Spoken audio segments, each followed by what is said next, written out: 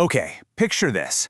How on earth does one of early Islam's absolutely fiercest enemies end up becoming its most powerful architect? It's, frankly, one of the most remarkable turnarounds in human history. We're talking about Umar ibn al-Khattab, a man of towering stature, an iron will, a skilled horseman, and a fierce defender of the old traditions who, at first, saw this new, growing faith as a huge direct threat to his people. Driven by pure fury, Umar actually once set out with his sword drawn, literally ready to end the Prophet Muhammad's mission right then and there. But on his way, he gets this shocking news. His own sister and her husband had embraced Islam. He rushes to their house in an absolute rage. But as he walks up to the door, the melodic recitation of the Holy Qur'an catches his ear. The divine words pierced his heart like a beam of light cutting through total darkness. His iron-willed fury just vanished, replaced by overwhelming awe. He immediately sought out the Prophet and embraced Islam with the exact same burning intensity he had used to oppose it. So welcome to this explainer. Today we are diving deep into the Pillar of Strength, the story of Umar ibn al-Khattab. We're going to explore the life, the explosive expansion of his empire, and the lasting legacy of the second Caliph of Islam. He's this towering historical figure whose administrative genius literally shaped a massive chunk of the globe. Here's our agenda for today. First, from foe to follower. 2, the expansion of the empire. 3, architects of the state. 4, preserving the Holy Quran. 5, a golden era of justice.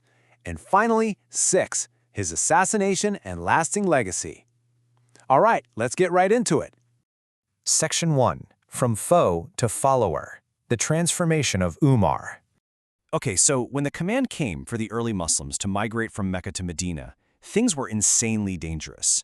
Most people were leaving completely in secret, sneaking out under the cover of night to avoid getting caught and persecuted. But not Umar. You know what he did? He literally strapped on his sword, walked right up to the Kaaba in broad daylight, and publicly announced he was leaving. He basically threw down the gauntlet and challenged anyone to try and stop him. And then he just marched out to Medina with 20 companions. This daylight migration wasn't just brave, it was a massive morale boost that signaled a whole new level of strength for the Muslim community. After converting, he basically became a human shield for the Prophet. He was right there on the front lines of major battles from Badr to Khaybar. But beyond his physical strength, he had this incredibly unique, decisive clarity of mind. It earned him the super famous title Al-Faruq, which means the one who distinguishes between truth and falsehood. And as we'll see, that decisive clarity, it becomes the absolute defining hallmark of his eventual leadership. Section 2. Expansion of the empire. Rapid growth under the second caliph. So, fast forward a bit. Following the passing of the Prophet and then the first caliph, Abu Bakr, Umar steps up as the second caliph. And under his watch, the Islamic State just explodes in size. It's totally unprecedented. The borders rapidly pushed outward, reaching all the way to the far-flung territories of Persia, Egypt, and Syria. Almost overnight, he's managing a massive, incredibly diverse global community. Which brings us to Section 3, Architect of the State, Building an Empire of Justice. Now, you might be wondering, how do you even begin to manage an empire that just grew that fast? Well, you need administrative genius, and Umar delivered. He created the Baytul Mal, basically the very first public treasury. It systematically collected state revenue and, crucially, distributed it directly back out for public welfare. But here is the wild paradox. Umar is ruling over an empire with unimaginable, overflowing wealth, but personally, he's living with the absolute bare-bones simplicity of a pauper. Because he wielded this immense power, he knew he couldn't micromanage everything. He needed a system. So he set up independent judges all across these newly expanded territories, and his main objective was making sure the law wasn't just some VIP tool for the rich and powerful. He wanted to guarantee that fair, impartial justice was actively reaching the poorest, most vulnerable citizens in his empire. He was obsessed with making the system work for everyone. And underpinning all of these state reforms was this heavy, terrifyingly heavy, sense of personal responsibility. He would literally walk the streets of his city at night himself, incognito, just to check on his people. There's this incredibly famous quote from him: "If a dog died hungry on the banks of the Euphrates, I fear Allah would hold me accountable." I mean, wow. He definitely didn't view leadership as a fun perk. To him, it was a staggering burden. Section 4. Preserving the Holy Quran. Safeguarding the Divine Word. Now, Umar's vision wasn't just about governance and military strategy. It went right to the core survival of the faith itself. Looking at how fast the community was expanding, he got really concerned about the future.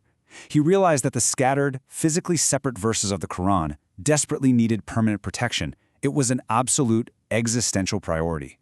Actually, this goes back a bit to the time of the first caliph, Abu Bakr. Umar went to him with a very urgent, powerful suggestion. He argued that they absolutely had to officially collect and compile all those scattered fragments into one single, unified book. It was an incredibly proactive move, driven by pure foresight, just to ensure that the exact words of revelation wouldn't be lost to future generations. Section 5. A Golden Era of Justice. Reign of Reform. When you zoom out and look at his entire time in power, it truly is a golden era of reform. But it's all built directly on a foundation of completely unyielding courage. Remember, long before he was building state treasuries, he was physically throwing himself into the fray.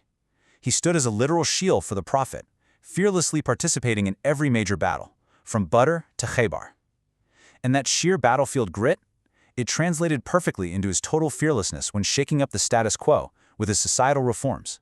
And what's amazing is that his reform wasn't just some abstract theory. It was rooted in real action. Think about it.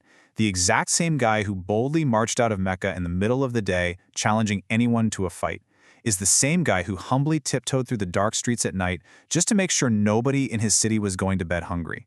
His leadership was entirely defined by this practical, hands-on commitment to putting his people's welfare way ahead of his own comfort. And it's really this contrast that makes his story so universally captivating. Think of the scale.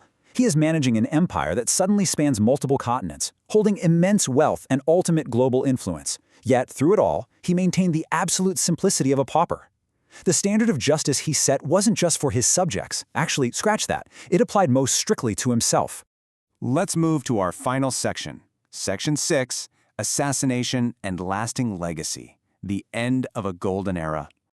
But sadly, after a decade of this massive growth and rigorously enforced justice, Umar's incredible run came to an end. Tragically, his life ended in the exact state he lived it, in profound service and prayer. While he was physically leading the congregational morning prayer at the mosque, he was struck down and fatally wounded by an assassin.